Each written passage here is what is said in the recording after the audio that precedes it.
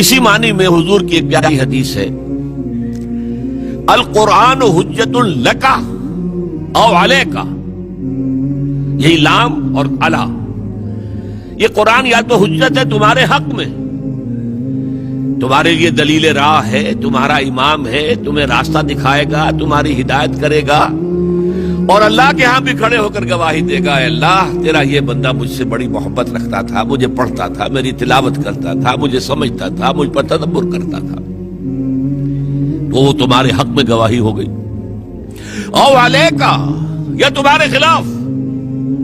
اے اللہ یہ بدبخت کہتا تھا کہ میں مانتا ہوں قرآن کو، مجھے پڑھتا تک نہیں تھا، اس نے کبھی مجھے کھول کر نہیں دیکھا، اور پڑھتا تھا تو بغیر سمجھے پڑھتا تھا، اور کچھ سمجھ بھی لیتا تھا تو عمل نہیں کرتا تھا۔ تو القرآن حجت لک، یا تمہارے حق میں حجت اور دلیل،